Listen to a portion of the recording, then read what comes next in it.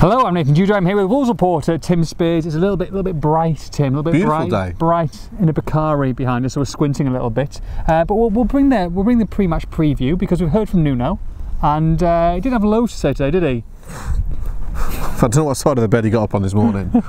He wasn't loving it. It's a long season, Tim. It's a long season. What did he even say? A lot of short answers.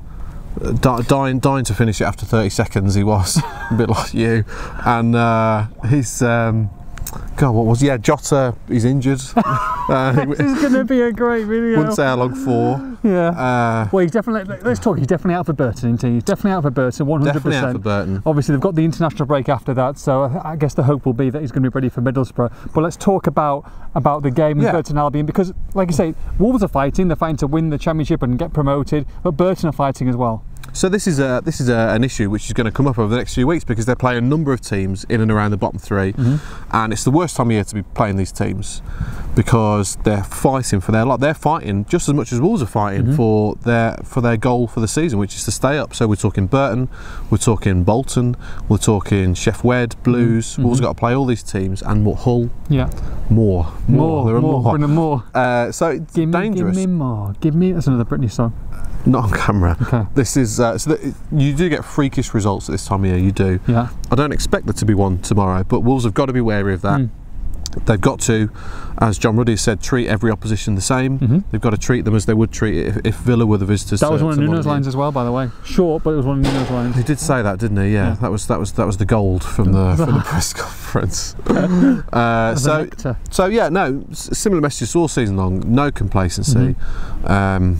They've got to play their own game, concentrate on themselves, and if Wolves play 3/4 of how good we know they can be, then they'll win tomorrow. Absolutely, and like you say, you've got to guard against complacency. Look at Aston Villa on Tuesday night, losing to Queen's Park Rangers. They've got to go to Bolton as well. There's a lot of teams in and around them. Cardiff, they're away. They've got a different game. I think they're at Derby. So there's lots of chances to hopefully lengthen that gap. Well, that's another theme for tomorrow, really, is putting pressure on Wolves' rivals. I mean, Fulham play first of all to start the day, and they'll leapfrog Villa if they win. But yeah, Wolves, if they beat Burton, they'll go 6 clear of Cardiff, not 10. Not 10. Did you say that? Not 10 as in the podcast yesterday. 6 clear of Cardiff, 13 ahead of Villa. Wowzer. And then Villa, go to Bolton at 5:30, and Cardiff are away at Derby on Sunday. So they get the chance to put the pressure on their rivals, and how sweet would it be if the gap is lengthened just before the international break? Absolutely. And then, hit that reset button in the international break. A few players will go away, be a bit of downtime, they've got a few days off, and then come back for the last 8 games and really focus the mind on that running. Good time for an international break, do you think? Yeah, I think so. With Jota taking a kick in or being injured, absolutely. There are some tired legs out there. You look at the likes of Doherty and Douglas more than anybody, I think, need a break. And Barry was at Cheltenham the other day. Barry? You see him dressed out, look nice. Did he? Yeah, right. Loves a skin tight jean. Right, I'll leave the fashion tips for you. Okay. Oh, you've completely lost your train of thought in the most idiotic way as well. Could you at least have said something good? They need some breaks, and he's saying Doherty and Douglas will be 2 of the main ones because they haven't had a break. Right, they all do, but it's a mental break. John Ruddy, they need a mental break. Yeah. So yeah, a good time for all clubs. It feels. I don't know about you. It feels like a long time since the last international break in November, was it? So yeah, good time for it and focus the mind on the running. Well, you focused your mind. You had a little bit of a break in midweek as well. Changes from Tuesday to Saturday. You're thinking that there'll be any? Well, one enforced 100%. Will that be the only one? Didn't see Tuesday's game. Okay. So, but judging Did you hear it? No. Did you read about it? Let's say yes.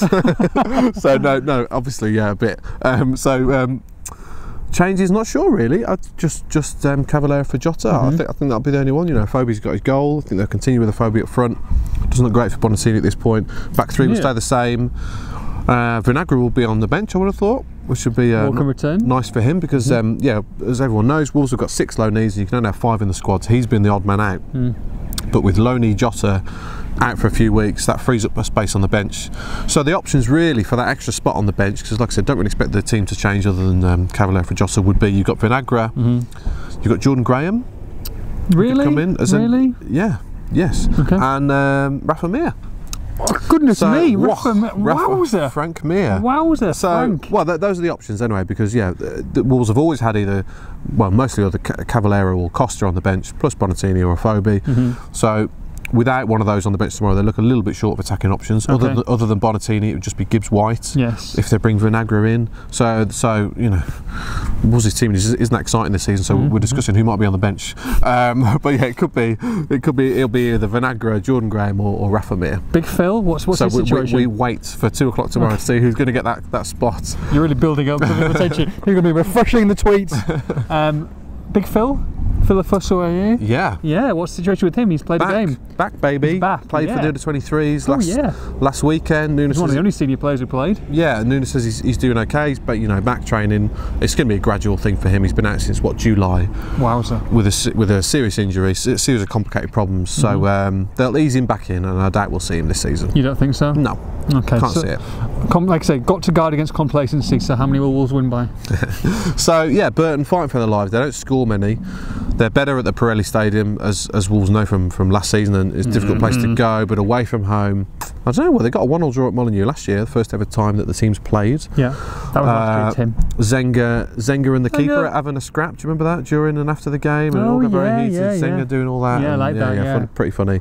Can't see that happening tomorrow. But yeah, they've got Darren Bent up front. Darren Bent scored a scream at Molineux last season. He's always a threat. Yet to score for Burton. How old is he? 8 appearances. 34-year-old former Villa front man. Hot shot.